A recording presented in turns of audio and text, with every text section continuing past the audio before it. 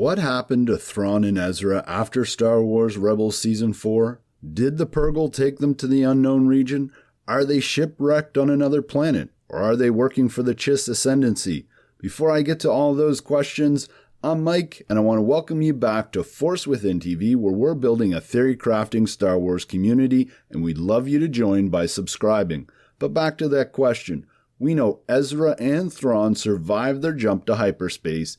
It's been confirmed by the Lucasfilm Sith Lord himself, Dave Filoni. So where exactly are they? Well, to get a fresh perspective on this topic, I brought to the channel Kyle Katarn himself from the Kyle Katarn YouTube channel. So let's get right into the questions. Kyle, were you happy with how Filoni brought to an end the story of Ezra and Thrawn? Basically, how he explained why they weren't around during the original trilogy. I mean, yeah, I was satisfied with the explanation and definitely a little bit surprised. I was one of the people who thought that the series would end in a massacre, and that theory kind of picked up speed when you saw the treatment that the Rogue One characters were given. I didn't think there were going to be any survivors, and that was going to be the explanation for why. So I am happy that both Thrawn and Ezra are confirmed to survive, because that means we're going to be seeing them again. Yeah, exactly, right? Like, I always thought, I had my doubts, but I always thought, like, Ezra and Sabine, they're kind of like the future. They're the next Ahsoka. We'll see them in the next animation series. But even that's kind of up in the air. But moving on to question 2 here, are you hoping Ezra and Thrawn's story will be the focus of the next animation series? What do you think about the next animation series? I mean, sure, a guy can definitely hope, but realistically, I don't think they're going to be the central focus. All of the clues for this, for me, lie in Filoni's previous projects like Clone Wars and Rebels. I think Ezra and Thrawn are going to play roles in the new animation series, very similar to those of Ahsoka and Rex in Rebels. They were main characters that had their own origin show, and then they became supporting casts in the sequel series. You'll notice after the Clone Wars, Rex and Ahsoka only got maybe one episode each that was truly centered around them, or maybe an arc, and the rest of it was about these new people. So we will see Thrawn, we will see Ezra, but I don't think that they will be driving the story. I think these guys are going to be helping the new heroes along. Yeah, I think so too. I'm not even sure if we'll see Thrawn again, really. I think Ezra is for sure, Sabine, Ahsoka, Thrawn, you know, if Ezra ends up with Thrawn in the Chiss Ascendancy, then perhaps. It all depends really where this animation series goes, but awesome thoughts there. Thank you. Moving on to number 3 here. Do you like the theory that Ezra and Thrawn have both been taken away to the unknown regions? Do you think that's legit? It makes sense. If they ended up anywhere else in the known galaxy, it would be too easy to find them. It wouldn't take them 30 years to find the nearest space gas station and call Sabine for a ride, you know? I think the unknown regions is deliciously exactly that. It's unknown. We don't know anything about it, and that is so exciting as a storyteller. So excellent move from Dave Filoni to put them somewhere where now he literally has a clean slate. He could write any kind of story from this moving forward.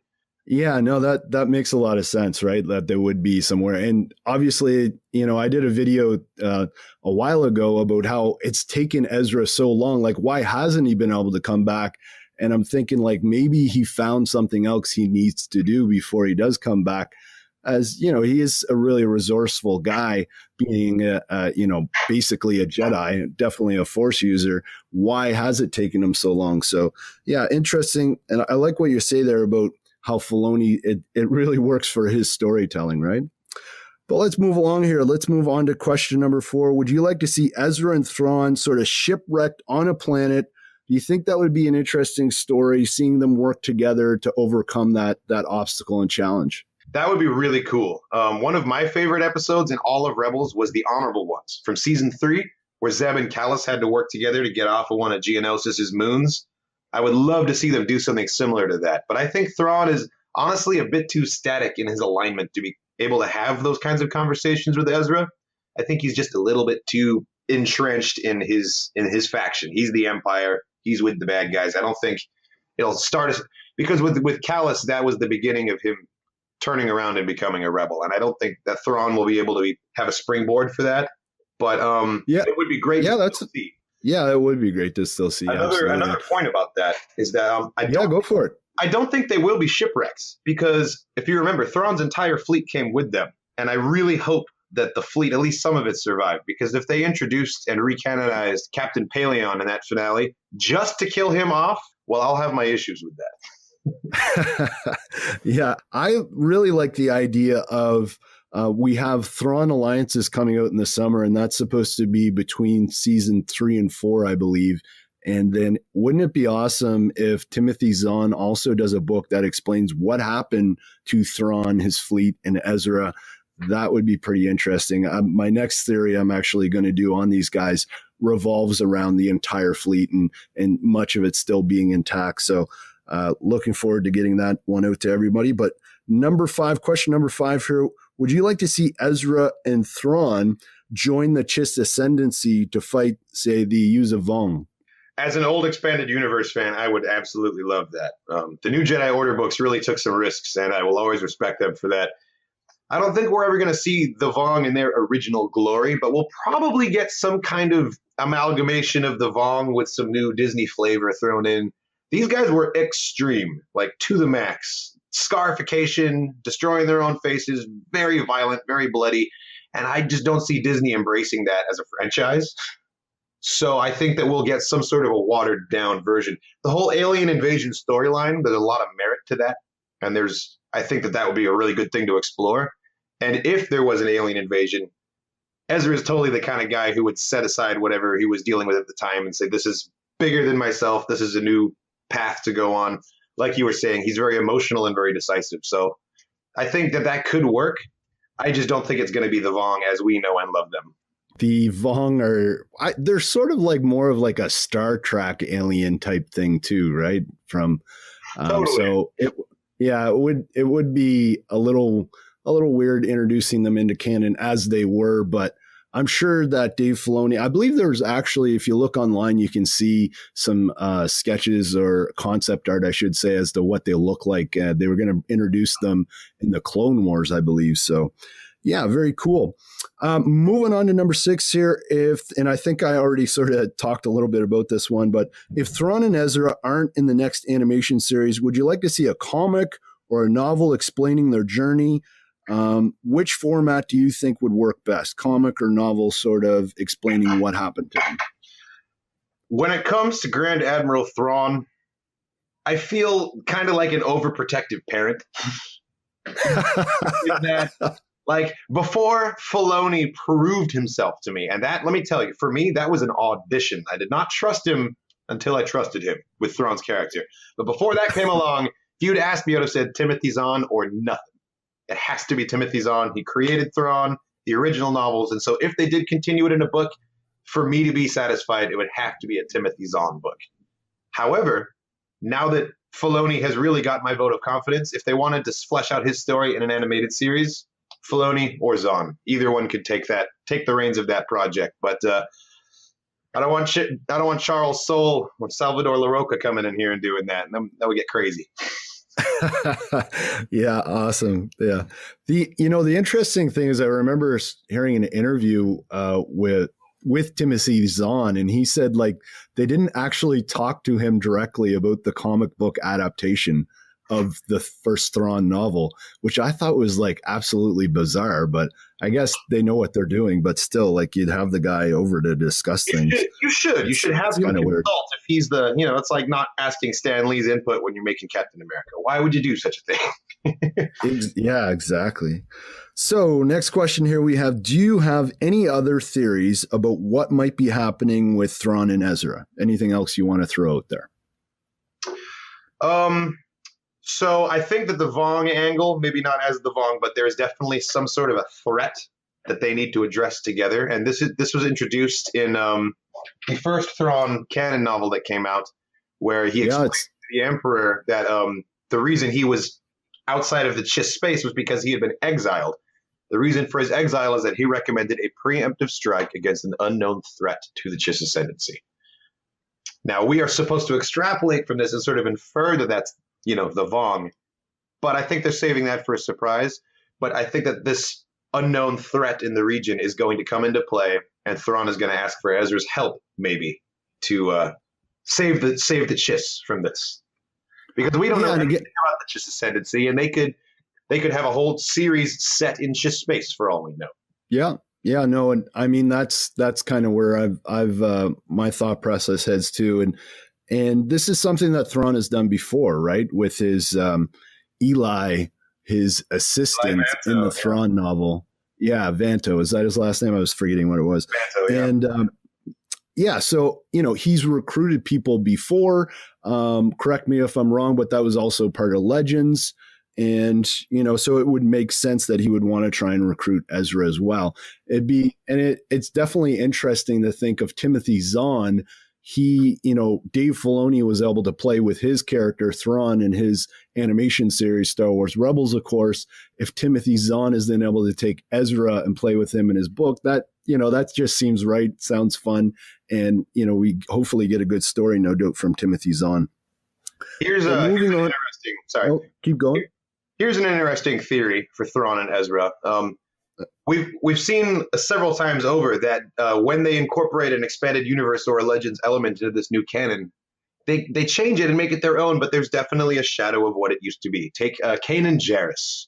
I like to think of him as the new Kyle Katarn, just visually. He's got the shoulder plate, he's got the little beard and the lightsaber, and then he gets blinded and he looks just like Ram Koda from The Force Unleashed. They like to borrow from people, and I think that Thrawn and Ezra's relationship might borrow heavily from the original Thrawn trilogy that's no longer canon with Master Joruus C'baoth, who was a Force wielder who was exiled off in the middle of nowhere that Thrawn sought out and said, you have the Force, and I want to use that as a tool to help, with my ends.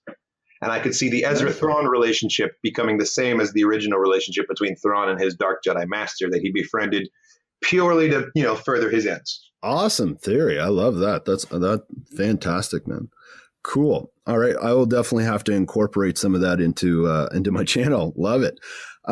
Moving on here, though, who is your favorite Star Wars Rebels character? Oh, man. That's an answer that changes pretty frequently, but I always circle back to Gareth Zeb Orrelios. Oh, nice. I love Zeb. Steve Bloom is he's an amazing voice actor, and I love the voices that he comes up with. That man is a talent. But just the character of Zeb, he's the funny muscle.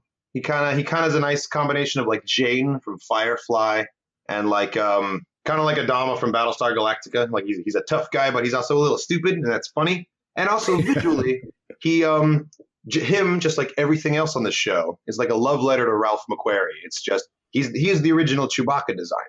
That's what they lifted his character design from. Originally, they didn't have hair and they were kind of purple. Well, they decided to borrow from that, and so now we have Zeb. And so he's walking around just as a tribute to Ralph McQuarrie, and I just love that. So, yeah, absolutely. Zeb is definitely. I think he's got a special place in everybody's heart. He's he gets a lot of grief in the fact that he's just the muscle, but he's funny, and he's got a great relationship with Ezra. Definitely my favorite character is Kanan Jarrus. You definitely threw me for a loop. I thought with the connection to Kyle Katarn, Kanan Jarrus would be your guy, but that's cool. I like it. Like I said, my favorite rotates, and Kanan's definitely held that spot, but I think in the long run, it's always going to be Zeb for me. That's cool. Great. Yeah. Great reasons there too. So what can people expect if they head on over to the Kyle Katarn channel, YouTube channel? Over at Kyle Katarn, we like to do reactions, reviews. If something's coming out and it is associated with the new canon, you can bet that I'm going to be doing a video on it, and a couple of expanded universe things too. Right now, I'm doing a series where I'm reacting to every Star Wars fan film I can get my hands on. I've got a couple from the last few years. I've got a couple from the 70s and 80s. It's a lot of fun watching all of these. Got a stop motion animation project coming in the future too. That's going to be a lot of fun. Awesome. That all sounds great, guys. So please make sure you go check out the channel. And Kyle, where else can people find you other than YouTube? Well, a couple places, actually. If you go over to Instagram.com/Kyle Katarn, you can find my Instagram page where I post rumors and leaks of anything related to Solo at the moment. And then also, random fun stuff like helmet shots, new T-shirts, and that sort of thing. I also have a Twitter account. All of these links you can find through my main page on YouTube. And Twitter's a great place to have one-on-one conversations if you want to ask me a question or if you want to send me something you want me to react to. Twitter's a great place to do that. And I also have a Tumblr account, which is tumblr.com/Kyle Katarn, where you can find an archive of concept art from everything to do with Star Wars, from games, books, comics, movies, it's just a huge collection of Star Wars art, and that's open for everybody to enjoy. So, wow, that sounds awesome. I didn't know about the Tumblr at all, so that's great, or the Instagram account. So I'm happy to hear about that. I'll definitely be checking those out, and I hope everybody else does too. Kyle, thank you so much for coming on the channel. thank you. It's been great talking with you, Mike. And remember, I'm Mike, and I'd love you to subscribe and join our Star Wars theory crafting community where we share our thoughts and encourage those who do the same. So, my theory crafting friends, let's finish with today's question of the day. And the question is simply, do you like this format, this longer format, interview style? It's something I'd like to do perhaps once a week. Let me know in the comments below. And as always, may the Force be with you.